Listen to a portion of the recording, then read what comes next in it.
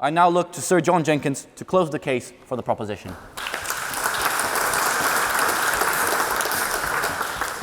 Thank you very much, Mr. President, ladies and gentlemen.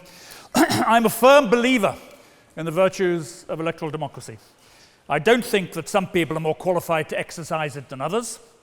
I'm also a Cartesian subjectivist. I believe that Western modernity's establishment of the individual as its legal, ethical, and cognitive foundation has profoundly shaped our world for the better. And I like tyranny of individuals, minorities, or majorities as little as the next person. I also believe that if we examine the evidence of elections, social surveys, and other opinion polling in the Middle East and North Africa since 2011, it is clear that many, if not most, Arabs, and indeed Iranians, Kurds, Amazigh, Tuareg, Turkmen, Armenians, Assyrians, Yazidis, and so forth, want to say in choosing clean, competent, accountable, and responsible governments. The absence of such governments was a major driver behind the events of the Arab Spring. But in spite of all the turmoil, such governments have not emerged in the region, and it's not clear how they might do so. Given this experience, we need to think harder about how the conditions arise in which true accountability, the peaceful alternation of power, the promotion of national well-being, and the effective protection of civic, political, and human rights can flourish. And the fact is, we don't know.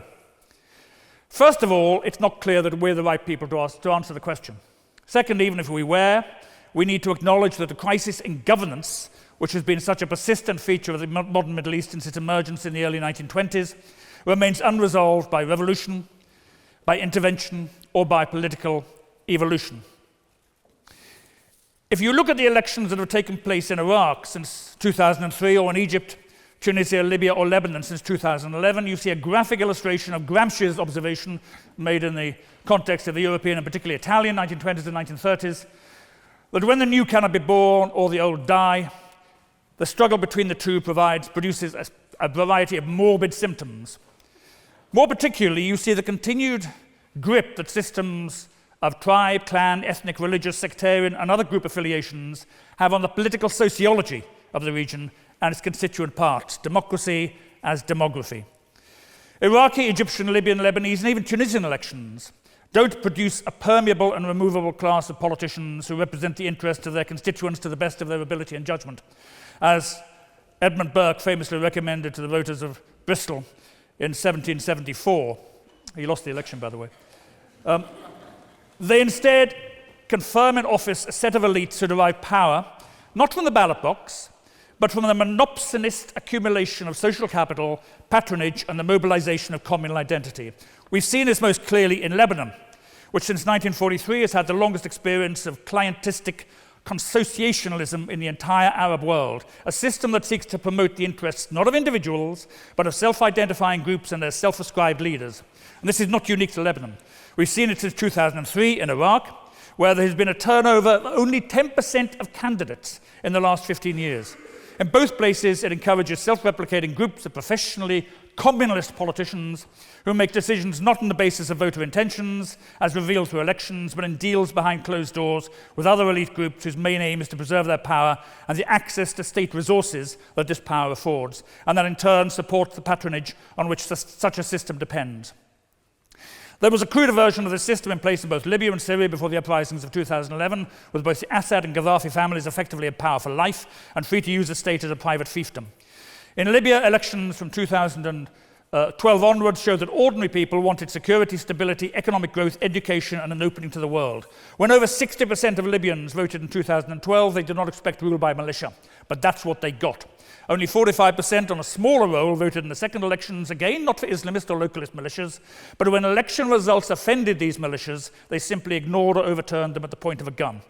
In Egypt, the Nasserist system of managed elections designed to entrench the power of the army, the security forces, and their political and economic cronies has persisted for 70 years. In 2011, in Tahrir Square, it was the liberals and the hard-pressed middle class who thought they were delivering Egypt from authoritarianism.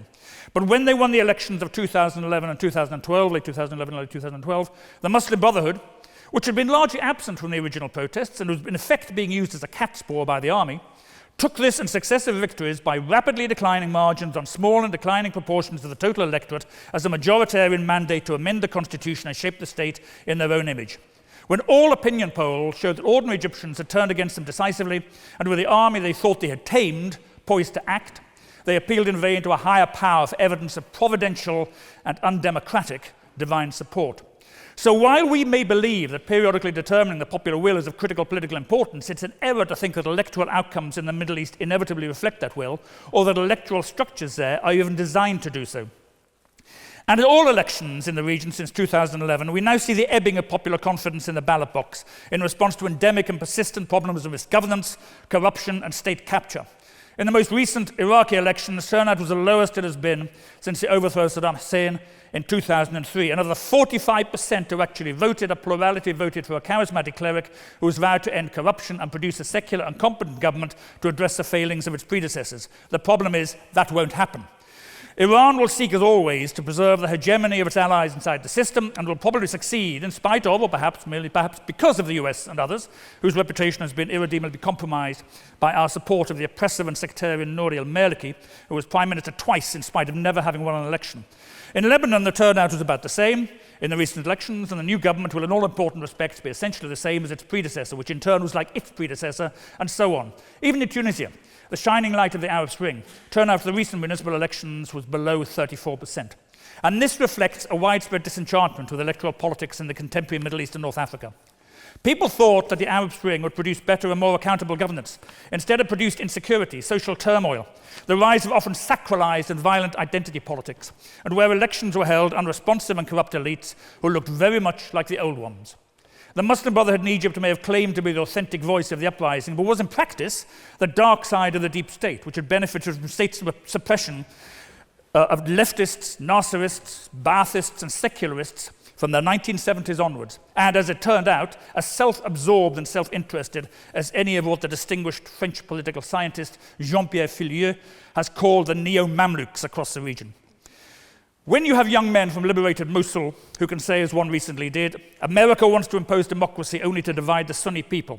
The Islamic State gave us hope with Sharia. Or a young, highly educated young woman from Baghdad, in the face of yet another attempt by the Dawa party to overturn the results of an election, saying that while Iraqis believe in democracy as a necessary tool for change, they hold little hope for the rigged system they live under today, which allocates positions not according to the people's will, but on the basis of favor trading. And when you have a Libyan academic writing recently, elections in a country awash with arms and largely controlled by armed militias and gangs will lead to even more division and chaos, then you have a problem. And we should not have been surprised by this. After all, the capture of a revolution by a vanguardist and ideologically committed movement that proceeds to Praetorianize the security apparatus of the state, hold its own population captive, and use heavily managed electoral democracy backed by force, both to deflect grievances and promote an image of legitimacy, was a model used by Khomeini and his successors to hijack the revolution in Iran, just as Lenin had done in St. Petersburg in 1917, and preserve their own power. Electoral democracy is a process, not an outcome. It is a product, not the cause of a political ideology. In Europe, whose classic political liberalism seems to me exceptional rather than normative, the electoral politics expressed in diverse ways in different countries are the product of a highly contingent political sociology conditioned by specific historical experiences and underpinned by an articulated ideology of individual freedoms and rights whose origins can be traced back to Roman and common law. And in the West, modernity was a cultural before it was an institutional project. As Alexis de Tocqueville once wrote, again, political societies are not what their laws make them, but what sentiments, beliefs, ideas, habits of the heart, and the spirit of the men who form them, as well as nature and education, have made them. Successful electoral democracy requires the development of sustained habits of mind and social practices, and a shared sense of the past and the future. It needs an acceptance that power can be transferred peacefully, a living memory of efficient and non-predatory state behavior and an unintimidated civil society. It needs a common sense of justice and acceptance of the rule of law, and it needs strong, independent and impartial state institutions to arbitrate. Hardly any of that is currently present in the Middle East and North Africa. So the real and hard question is this: how do we think the conditions can arise in which functioning electoral democracy can arise and be sustained? And what, if anything, is the role of external actors in helping to promote them? And at the heart of this is a prior question about the state and about governance. If you look at the states in the region that young Arabs admire most and wish to emulate, it is those we might have characterized once as enlightened despotisms, above all the UAE, but also now the Saudi Arabia Prince Mohammed bin Salman. And underlying all this is a flight away from revolt towards security and jobs that we have seen accelerating since 2011. Physical and economic security is the precondition for any progressive political development. We've been prepared to spend hundreds of millions of dollars in Iraq and Afghanistan on ballot boxes and pointless recounts, but little on the enduring provision of security, fundamental economic reform, the patient construction of consent and understanding that gives substance to political, not simply electoral participation, and above all, support for states that actually work. Functionality, not democracy, it seems to me, is the more urgent challenge. Thank you.